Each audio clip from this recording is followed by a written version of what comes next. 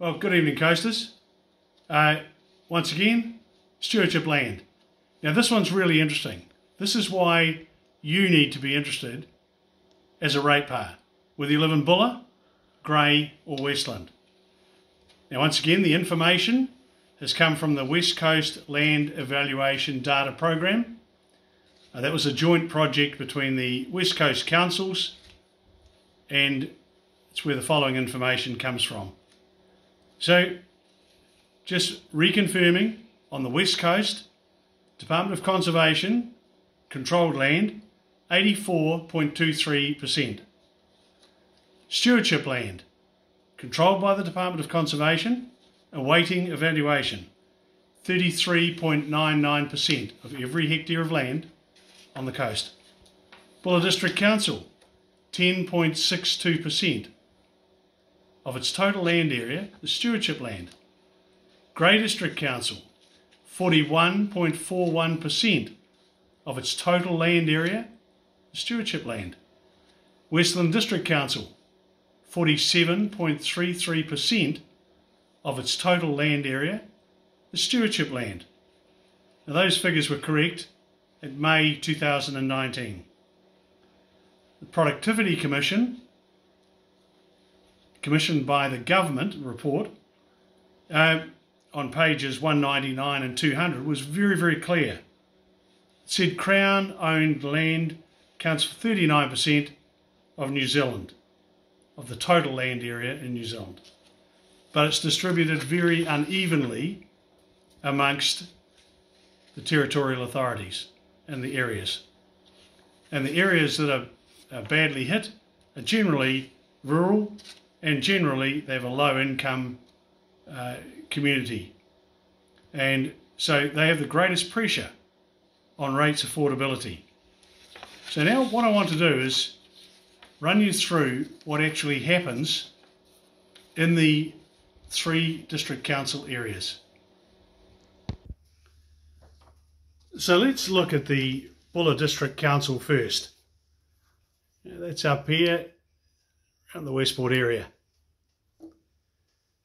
The total area is 795,569 hectares. Stewardship land makes up 84,482 hectares, and that's 10.62% of the total land in the Buller. Stewardship land. DOC has 631,531 hectares. Now the Buller District Council only gets to rate 79,556 hectares.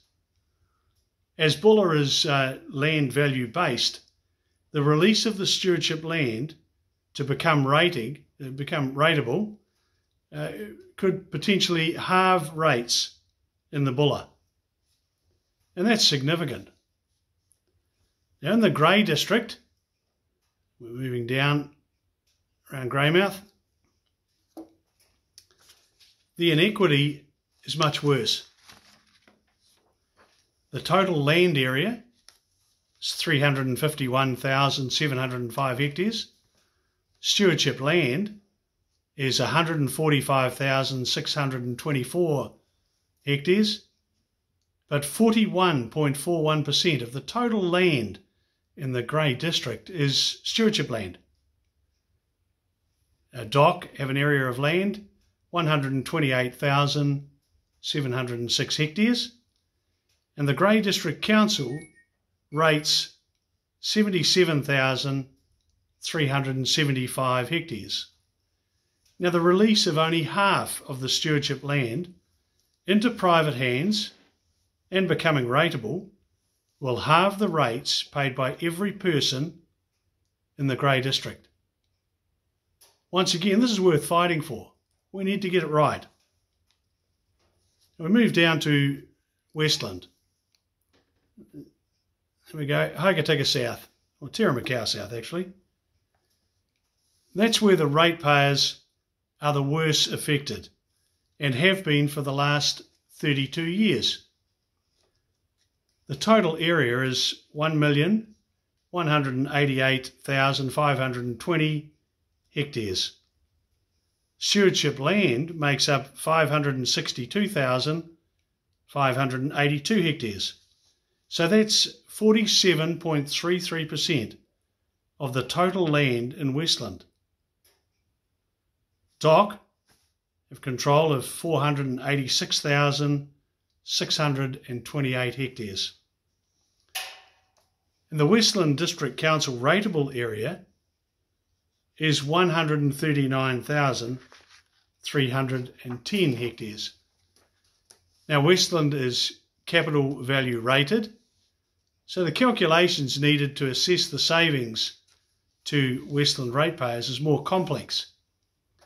However, if 50% of the stewardship land became rateable, the estimate is that Westland rates paid by every ratepayer would reduce by over 60%. That's 60%. Coasters, we take an area that covers 33.99% of all of the land on the coast, and I've shown you the land in green, which is stewardship land. We'll just go down a bit to give you a bit of an idea of once again where the stewardship land is in New Zealand. Hey, none in Auckland where all the votes are, none in Wellington where all the votes are, none in Christchurch where all the votes are, none in Dunedin, or very little.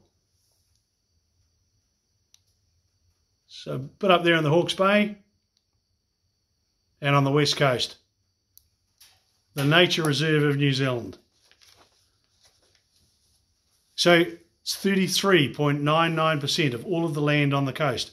And while it is to be reclassified, as per the intention of the government, when it sat stewardship land under the care of the Department of Conservation, it's now 32 years later, under successive governments, under National, under New Zealand First, under Labour, under the Greens, and it's still not done. And the people who are carrying the can are the ratepayers in Buller, Grey and Westland. And it's not done because DOC can't do it. And they can't do it because they're so biased when it comes to stewardship land, they'll never be able to create an impartial evaluation. Everything will come in with high conservation values. There'll be a snail or a gecko or a fantail.